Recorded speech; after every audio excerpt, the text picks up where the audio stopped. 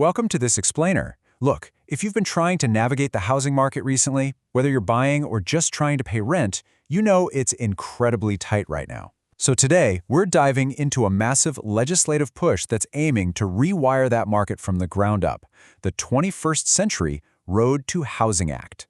Here is a quick roadmap of what we're going to cover today. First, we'll look at the Road to Housing Act itself, then changing how we build, financing and fair appraisals, and finally, protections for Main Street.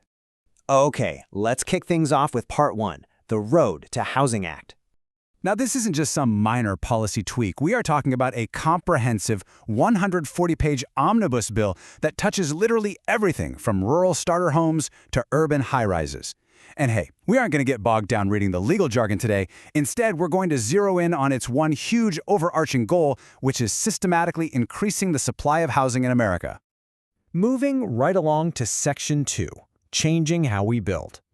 Because look, you simply can't build more houses if developers are constantly drowning in red tape.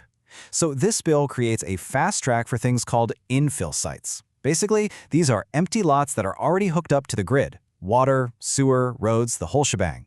By focusing construction here instead of on untouched greenfields or high-risk disaster zones, builders get to bypass years of repetitive environmental reviews. But it's not just about skipping environmental reviews. The government is actively nudging cities to update some seriously outdated zoning laws. The Department of Housing and Urban Development, or HUD, is going to provide model codes to help local governments do things like drop mandatory parking minimums, increase how tall buildings can be, and finally legalize those accessory dwelling units, the granny flats right in the backyard, all while pushing for more transit-oriented development. A really brilliant example of this modernization is the point access block building. Now, traditionally here in the U.S., mid-rise apartments have to have 2 staircases, which eats up a ton of floor space. This bill legally orders HUD to draft safe, single-staircase building codes for structures up to 6 stories. This paves the way for the space-efficient, family-sized apartments you see all over Europe. And the legislation doesn't stop at zoning. It actually demands hard data on how we construct these homes. Congress is ordering a massive 40-year study to compare traditional built on-site homes against modular homes that are built off-site in a climate-controlled factory. They really want to settle the debate on which method produces less waste and delivers better affordability over the long haul. But there's a catch with modular homes. The financing is super clunky. Traditional construction loans pay out as progress happens on the actual site, which makes 0 sense when the house is being assembled 50 miles away in a factory. So this bill steps in and legally forces HUD to fix that friction. They've got to review the barriers, publish a report, and then actually change the rules to create alternative FHA payment schedules that match how modern factory building actually works. All right, that brings us to our third pillar, financing and fair appraisals. The legislation explicitly defines a small-dollar mortgage as a loan with a starting principal of $100,000 or less. Now, why is that number absolutely crucial? Well, in a lot of rural or struggling markets, there are perfectly good homes sitting there for under $100,000, but banks often flat out refuse to write the mortgages because their fixed administrative costs just eat up any potential profit. To tackle this so-called small loan desert, the bill rolls out a new FHA pilot program that attacks the problem from both ends. First, it literally pays direct incentives to lenders to make these smaller loans worth their time and adjusts FHA terms. And for the buyers, it throws in grants to help cover the major hurdles of down payments and closing costs, and it even covers things like appraisals and title insurance. Speaking of appraisals, we all know how opaque home valuations can feel. This legislation puts federal agencies on a very strict ticking clock. Within 180 days, HUD has to set up a coordination report, and by day 240, the GAO has to report on the feasibility of throwing all this appraisal data into one publicly searchable database. It's a massive push to shine a light on valuation fairness across the entire real estate market. Plus, the bill tackles a major real-world bottleneck. We just don't have enough appraisers. The current workforce is aging out, which slows down sales. So this Appraisal Industry Improvement Act updates competency standards, mandates real verifiable education, and most importantly, it clears the backlog by letting state-credentialed trainees assist on federal loans.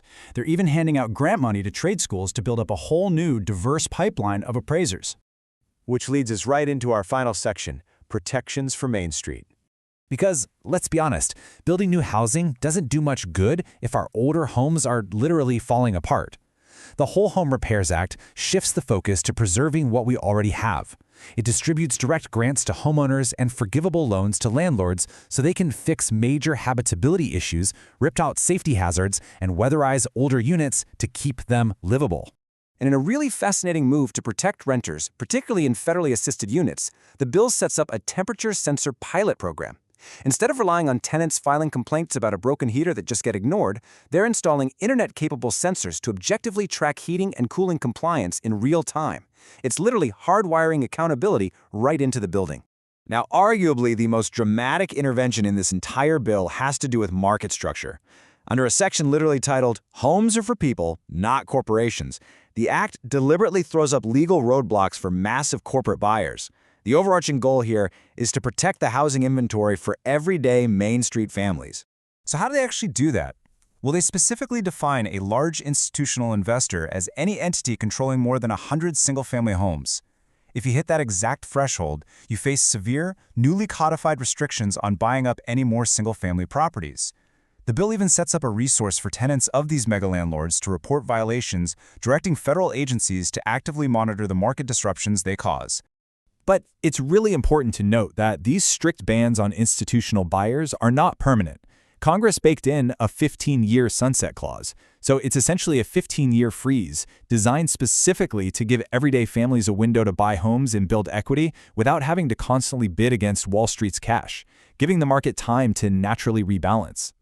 Oh, and here is a totally unexpected twist tucked near the very end of this housing bill. Title XI explicitly bans the Federal Reserve from issuing a central bank digital currency, or CBDC, through the end of 2030. It applies to both direct and indirect issuance, though it cleverly exempts private, decentralized dollar-pegged assets. It's just a wild example of how financial privacy and the digital dollar are intersecting directly with housing policy. So, as we wrap up this explainer, we're looking at a massive, multi-front experiment unfolding. Between slashing zoning red tape, pushing for modular innovation, and slapping a 15-year freeze on corporate megabuyers, this bill attacks the crisis from every conceivable angle. But it leaves us with one massive question.